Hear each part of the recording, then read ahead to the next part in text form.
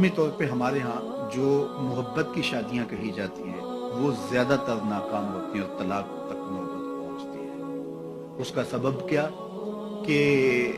کچی عمر کے بچے اپنے جذبات سے فیصلہ کرتے ہیں اور ان کی نظر کے اندر صرف ایک دو چیز دیکھنے کی ہوتی ہے جس سے وہ فیصلہ کرتے ہیں، لیکن کہنہ مشق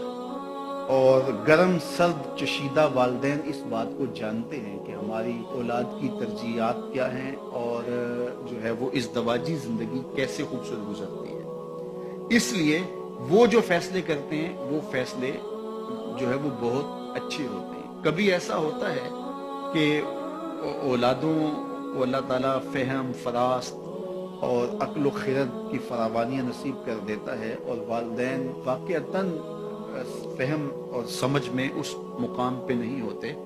تو سعادت مند اولادیں اس وقت بھی اپنے والدین کو شامل کر دیں اور ان کے فیصلے اچھے بھی ہوتے ہیں۔ لیکن عمومی طور پہ ہوتا ہے کہ چاہے وہ اسکول، کالج اور یونیورسٹی میں نہ بھی گئے ہوں والدین، لیکن ان کے تجربات عملاً جو ہیں وہ زیادہ ہوتے ہیں۔ اسی لیے فرمایا گیا سید عائشہ رضی اللہ تعالیٰ عنہ سے مروی روایت ہے، ایما امرأۃ نکحت بغیر اذن ولیہا فنکاحها باطل فنکاحها باطل فنکاحها باطل، 3 مرتبہ فرمایا۔ جو خاتون اپنے ولی کی اجازت کے بغیر نکاح کرتی ہے اس کا نکاح باطل ہے، اس کا نکاح باطل ہے، اس کا نکاح باطل ہے۔ تو عمومی طور پہ وہ نکاح جو ہیں وہ ناکام ہو جاتے ہیں، اس لیے کہ وقتی جذبات سے وہ رشتے جڑتے ہیں اور وہ ایک خاص عمر تک وہ جذبات ہوتے ہیں، لیکن اس کے بعد وہ رشتے ٹوٹ جاتے ہیں۔ ماں باپ کو پوری ترجیحات اور پوری زندگی کے سارے نشیب و فراز کا علم ہوتا ہے اور وہ ساری چیزیں سوچ سمجھ کے کوئی چیز جو ہے وہ طے کرتے ہیں۔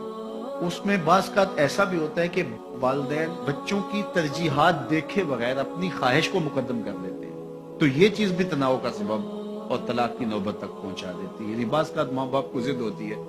کہ میں اپنے رشتہ داروں میں ہی اپنے بچے کا نکاح کرنا ہے اور وہ بیٹی جو ہے اس کا مزاج نہیں جڑ رہا ہوتا، تو یہ خواہش اچھی ہے، لیکن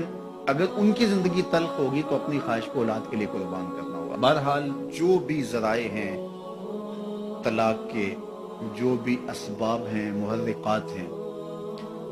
نتیجہ اگر طلاق تک پہنچ جائے، مرد کو پھر بھی اس کی مردانگی روک رہی ہوتی ہے اور عورت بلا جھجک جب وہ جذبات میں آتی ہے تو وہ طلاق مانگنے میں دیر نہیں کرتی، اور بہت ساری طلاق جو جذباتی ماحول میں ہوتی ہے اس میں قصور خاتون کا ہوتا ہے کہ وہ طلاق مانگتی ہے۔ تو عورت کو کبھی بھی طلاق نہیں مانگنی چاہیے، ہاں اگر واقعتاً اس کا استحقاق بنتا ہے، وہاں زندگی گزارنا مشکل ہو گیا ہے، تو وہ عدالت میں رجوع کر کے خلا لے سکتی ہے۔ لیکن یہ عورتیں جو ڈٹ جاتی ہیں کہ ٹھیک ہے مجھے بھی فارغ کرو، میں ایک لمحہ اس گھر نہیں رہنا چاہتی،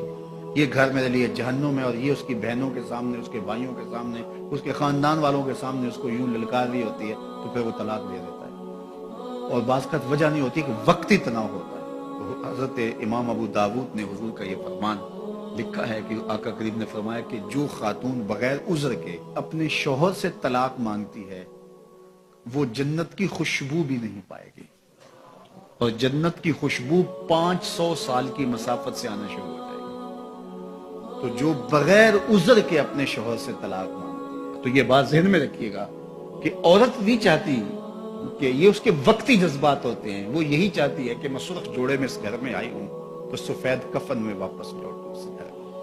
اور عورت کی آرزو ہوتی ہے کہ میرا شوہر جو ہے وہ مجھ کو جو ہے وہ خود اپنے ہاتھوں سے جو ہے وہ لاحد میں اتارے۔ میرے حضور صلی اللہ علیہ وسلم نے عورت کے اس جذبات کا لحاظ کرتے ہوئے ایک دن سیدہ عائشہ سے کہا کہ عائشہ اگر تو انتقال کر جائے میں تجھے خود کفن دوں، خود لاحد میں اتار۔ تو حضرت عائشہ رضی اللہ تعالیٰ عنہ کی چشمان اقدس سے آنسو آ گئے کہ یہ اگر ہو تو میرے لیے سے بڑا کیا احساس ہے کہ میرا شوہر میرا خود جنازہ پڑھے اور خود مجھے کفن دے اور خود مجھے لاحد میں اتارے۔ تو گھر ٹوٹنے سے بچے، اور میاں بیوی کا جس طرح یہ دنیا میں رشتہ ہے تو یہ رشتہ آخرت میں بھی قائم رہے گا، اور جب خاتون جنت میں جائے گی تو یہ جو ہے وہ ان حوروں کی جو مرد کو جنت میں عطا کی جائیں گی، یہ ان کی سردار ہوگی،